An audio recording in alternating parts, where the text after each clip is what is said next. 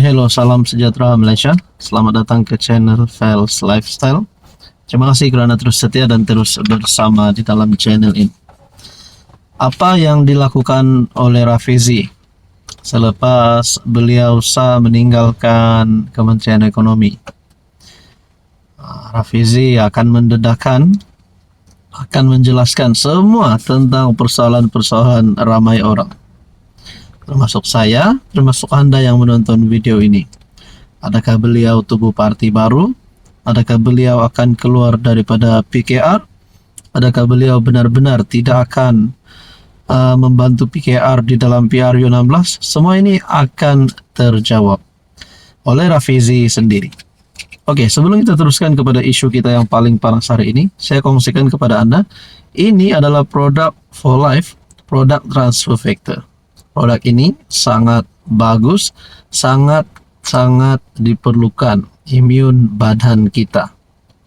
Kepada yang mengalami pelbagai jenis penyakit seperti kencing manis, gout, penyakit dalaman, lelaki wanita, penyakit melibatkan jantung, penyakit melibatkan perut, banyaklah penglihatan dan sebagainya, Anda boleh mengambil produk ini.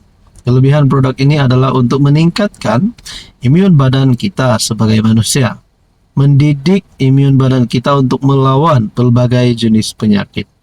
Jadi kepada Anda yang berminat untuk mengetahui lebih lanjut tentang produk ini, sila PM saya di nomor yang tertera.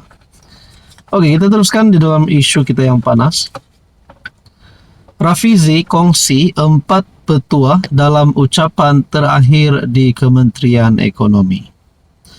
Dalam ucapan terakhirnya kepada para pegawai Kementerian Ekonomi, Rafizi menyampaikan rangkaian kata-kata semangat mengenai usaha untuk mengubah dunia, keteguhan menghadapi kritikan, dan tekad terhadap suara hati sendiri.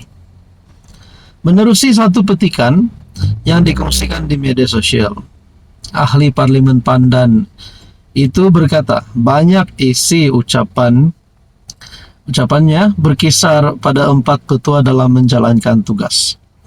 Petua pertama berkisar kepada kata-kata ahli antropologi budaya dan penulis Amerika Syarikat, Margaret Mead, yang percaya bahawa sekumpulan kecil warga yang berfikir dan komited boleh mengubah dunia.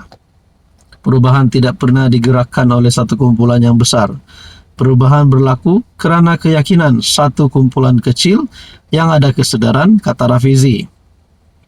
Bagi mendepani pihak yang mengkritik pula, Rafizi mengambil kata-kata bekas Presiden AS Theodore Roosevelt yang mengingatkan bahawa apa yang penting bukanlah pengkritik, tetapi mereka yang berada di gelanggang. Apabila kita ingin melakukan perubahan, lebih ramai yang mencemu dan menghina. Lebih ramai yang rasa mereka pakar segalanya. Kalau kita cadang formula, mereka mengejek. Tetapi lebih baik menjadi orang yang bergelut di dalam gelanggang dan coba membawa perubahan daripada tukang sorak di luar. Tukang sorak di luar hanya menang sorak tetapi tidak pernah faham erti kemenangan atau kekalahan, kata Rafizi. Rafizi sebelum ini sering disindir sebagai raja formula oleh pihak yang mengkritiknya. Ekoran kecenderungannya terhadap pengiraan terperinci, model ekonomi dan hujah berasaskan data. Prinsip dan keyakinan menyentuh soal perubahan. Bekas timbalan Presiden PKR itu turut mengulang kata-kata hikmah yang sering disebut kegilaan ialah melakukan perkara yang sama berulang kali tetapi mengharapkan hasil yang berbeza. Apabila kita ingin membawa perubahan, jika ada peluang melakukan perubahan, janganlah kita mengulangi apa yang telah dibuat sebelum itu yang menjadi punca kepada masalah yang memerlukan perubahan.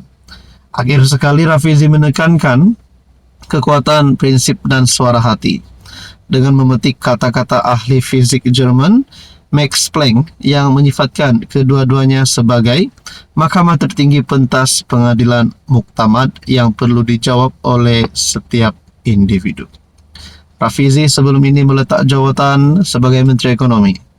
selepas gagal mempertahankan jawatan timbalan presiden dalam pemilihan PKR di tangan Nurul Iza Anwar. Anwar yang juga presiden PKR sebelum ini menolak dakwaan nepotisme dalam pemilihan tersebut.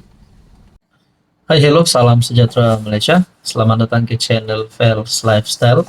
Terima kasih kerana terus setia dan terus bersama dalam channel ini. Saudara-saudara, sudah pasti sebelum ini kita sudah mendengar berkaitan dengan payung besar kenyataan daripada Tun Mahathir. Adakah payung besar ini antara gerakan yang boleh tumbangkan kerajaan yang ada hari ini? Adakah payung besar ini semata-mata platform Mahathir untuk menumbangkan Anwar Ibrahim kerana nak kumpul sokongan Melayu, mungkin daripada wakil rakyat Melayu daripada kerajaan? Mungkin Mahathir harap ahli parlimen, ahli Dewan Undangan Negeri, pemimpin-pemimpin Melayu daripada pihak kerajaan hari ini akan menyokong beliau. Oke, sebelum kita teruskan kepada isu paling panas kita, di sini saya kongsikan kepada Anda berita baik. Ini adalah produk transfer factor, produk saintis daripada For Life Research.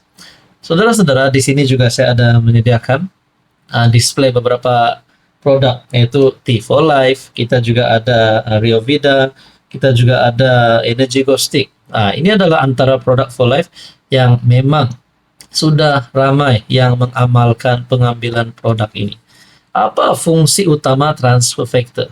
Fungsi utama transfer factor adalah mendidik imun kita untuk menjadi bijaksana. Bila imun kita bijaksana, bila imun kita sudah dididik oleh transfer factor menjadi bijaksana, bolehlah imun kita melawan berbagai jenis penyakit. Nah, saudara-saudara, Anda boleh lihat beberapa produk di sini. Energy Ghostic, antara produk yang baik untuk kecergasan fisikal dan mental. Begitu juga untuk T4 Life, antara fungsinya adalah untuk pencernaan. Manakala untuk Rio Vida pula, kita adalah antara produk juga yang mempunyai transfer factor di dalam Rio Vida ini. Jadi tuan-tuan dan puan, sekiranya Anda ingin mengetahui lebih lanjut berkaitan dengan produk transfer factor ini, jangan malu, jangan segan. Boleh tanya, boleh PM ataupun hubungi saya di nomor yang tertera. Oke, baik, saudara-saudara, kita teruskan kepada isu kita sebentar tadi. Adakah ini satu lagi bukti penolakan terhadap Mahathir? 10 NGO bergabung saingi payung besar Mahathir. Ramai yang dah mula bercakap bahawa Tun Mahathir ni dah tak relevan. Ramai yang mula merasakan Mahathir ini sudah lagi tidak relevan, tidak lagi sesuai di dalam kancah politik di Malaysia pada hari ini. Suasana politik di Malaysia pada hari ini yang semakin moden dan semakin panas, mendapat sokongan parti-parti dalam kerajaan Madani. Sejumlah 10 NGO bergabung di bawah Gerakan Kesejahteraan Umat Malaysia, yaitu GKUM, dalam usaha menolak payung besar pimpinan Dr. Mahathir.